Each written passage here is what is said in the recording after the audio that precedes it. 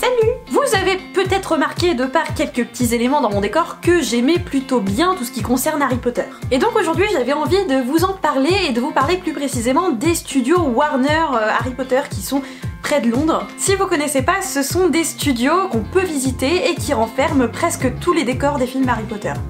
Et ouais, rien que ça. De mon côté, j'ai eu la chance d'aller visiter ces studios il y a quelques mois et du coup, j'avais envie de vous en parler dans cette vidéo pour vous dire si ça vaut le coup de faire le déplacement et s'il y a des choses, des petits trucs que vous pouvez faire pour optimiser au mieux votre visite. Parce qu'on va pas se mentir, c'est pas donné et autant en profiter au maximum.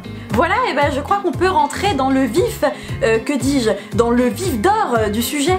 Alors pour commencer, est-ce que ça vaut le coup? Si vous êtes fan d'Harry Potter, forcément que oui, c'est une visite qui vaut le coup. Mais alors là, vous allez me dire, oui, merci Captain Obvious. Non, plus précisément, si vous avez vu par exemple l'expo qui était passée en France il y a quelques années, en gros dans cette expo vous aviez une petite partie des éléments du film et là vous en avez une beaucoup plus grosse partie. A noter que c'est une visite qui prend au minimum une demi-journée. Et puis ce qui est bien c'est que vous avez aussi des animations, vous avez des spots où vous pouvez vous prendre en photo, vous avez des endroits un petit peu interactifs, par exemple ce qu'ils ont fait avec la forêt interdite, c'est pas mal du tout. Vous avez pas mal de trucs assez sympas qui vous mettent un petit peu des étoiles dans les yeux quand vous kiffez Harry Potter, du genre quand vous arrivez, vous vous installez dans une petite salle de cinéma et on vous met un espèce de film qui vous raconte un peu l'histoire de l'expo et vous avez la porte de Poudlard sur l'écran et les acteurs qui rentrent parce que c'est les acteurs Daniel Radcliffe et tout qui vous expliquent le truc. Et après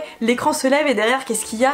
La vraie porte de Poudlard et là ça s'ouvre et c'est à toi de rentrer et ça c'est trop cool. Et à la fin vous avez l'apothéose de la grosse maquette de Poudlard qui est tout illuminée et tout et puis c'est tellement beau quoi. Et puis toi tu regardes ça en mode ah putain mais c'est trop beau. Donc vous avez vraiment de quoi faire dans cette visite. Ça c'est clair. Ensuite, si ça y est, vous avez pris votre décision, vous avez décidé d'y aller, je vous conseille de regarder sur les sites de vente privée ou sur votre CE ou celui de vos parents. Parce qu'il y a presque toujours moyen de trouver des réductions pour aller visiter les studios Warner et du coup je vous conseille vraiment de prendre le temps de comparer les différentes offres que vous pouvez trouver pour voir ce qui correspond le mieux à votre budget et à ce que vous voulez faire à ce moment-là. Par exemple, vous avez certaines offres où vous avez la visite mais aussi l'hébergement à Londres et l'Eurostar pour aller jusqu'à là-bas. Une fois que c'est booké, que vous savez quand est-ce que vous allez partir, que vous êtes chaud patate et tout ça, je vous conseille de vous remater tranquillement tous les films Harry Potter pour que ce soit frais dans votre tête et que vous loupiez pas une miette de ce que vous allez voir pendant la visite. Par contre, n'oubliez pas que c'est quand même 8 films de 2h30 chacun. Hein. Donc vous pouvez, si vous voulez, vous faire une sorte de marathon Harry Potter et tout regarder d'un coup, mais étant donné que quand même ça fait pas mal d'heures de visionnage, si vous voulez tous les regarder un par un, prenez-vous-y quand même quelques semaines à l'avance. Moi par exemple, je m'y suis pris trop tard et du coup je me suis retrouvée parfois à devoir regarder 2-3 films d'affilée et disons que mon cerveau est resté à Poudlard quelques jours après ça.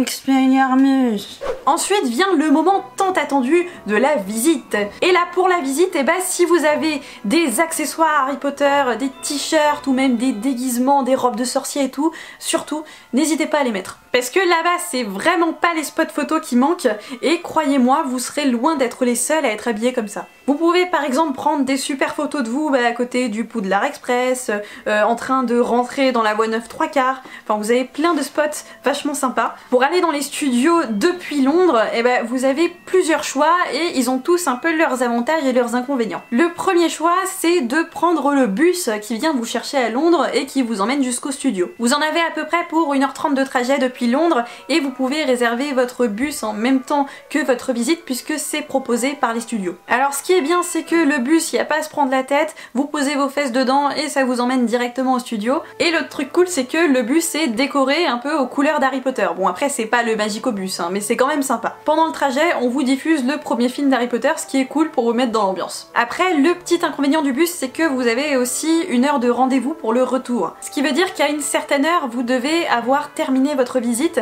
et du coup si vous voulez vraiment prendre le temps de tout regarder et tout, ben peut-être que vous allez manquer un petit peu de temps. Après moi perso quand j'y étais allée, c'était le bus qu'on avait pris pour y aller et pour revenir, et vous avez quand même le temps de voir plein de choses, hein. C'est juste que moi il y avait des choses que j'avais envie de voir un petit peu mieux et j'ai pas pu, mais bon. Et du coup l'autre solution, si vous voulez être un petit peu plus libre de partir quand vous voulez, c'est de prendre les transports en commun, donc le train, le métro. Par contre là du coup bah, vous vous retrouvez un petit peu livré à vous-même, et je crois que c'est pas hyper simple pour y aller. Mais bon après nous c'est pas ce qu'on a fait, donc peut-être que c'est un peu plus facile que ce que je pense pour y aller, je ne sais pas trop. Ensuite là-bas ils proposent des audioguides qui coûtent à peu près 5 livres je crois. Alors est-ce que ça vaut le coup de le prendre? Bah moi perso j'en ai pris un et je l'ai un petit peu regretté. Déjà moi de base bah en fait j'aime pas trop les audioguides, c'était surtout parce que bah, je voulais voir tout ce qu'il y avait à voir là-bas. Et c'est vrai que bon le truc est assez bien foutu, hein, vous avez plein d'infos qui sont très intéressantes, mais le truc c'est que ça fait quand même beaucoup, et bah moi perso comme je devais partir à une heure précise à cause du bus,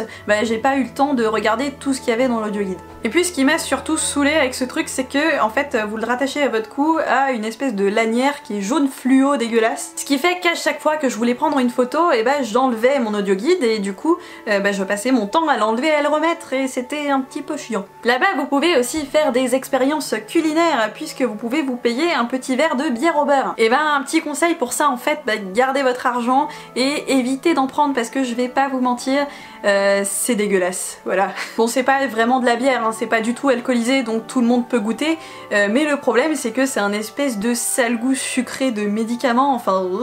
Après ce que vous pouvez faire si vous avez vraiment envie de goûter quand même, c'est prendre un seul verre pour plusieurs personnes si vous êtes en groupe. Et voilà, on arrive déjà à notre dernier point qui est bah, la boutique de souvenirs. Donc cette boutique de souvenirs, bah, elle est plutôt bien fournie, hein.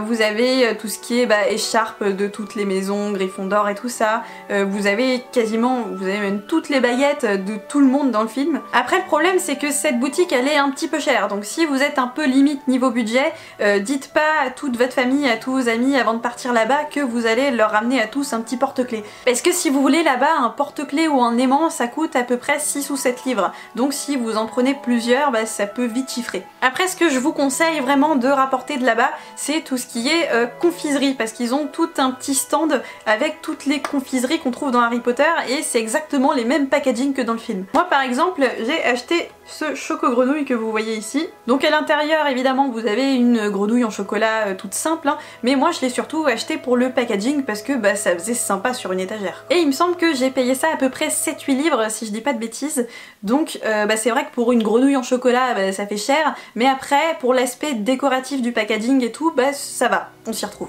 Et là-bas d'ailleurs il n'y avait pas que des Bertie Crochus et des choco-grenouilles, il y avait aussi d'autres types de bonbons qu'on trouve dans Harry Potter et qu'on trouve pas forcément à l'achat ailleurs, hein, style pastilles de gerbe. Je suis pas sûre que ça fasse vraiment envie quand j'en parle comme ça, hein. Après bon moi dans la boutique j'ai quand même craqué pour d'autres trucs, hein. Donc j'ai acheté ce mug, vous avez pas mal de choix de mugs là-bas. Celui-là il représente un peu tous les animaux fantastiques qu'on peut voir dans Harry Potter et je le trouvais sympa. Et j'ai pris aussi donc ce porte-clés avec les reliques de la mort et aussi 7 aimants Poudlard et je les ai payés chacun entre 7 et 8 livres. Voilà, c'est fini pour cette petite vidéo, j'espère qu'elle vous aura plu. Si c'est le cas, n'hésitez pas à vous abonner pour m'encourager et à me mettre un petit pouce vers le haut. Et cette formulation est un peu bizarre. Vous pouvez également me suivre sur mes réseaux sociaux Facebook, Twitter et Instagram. Quant à moi, je vous dis à la semaine prochaine pour une nouvelle vidéo.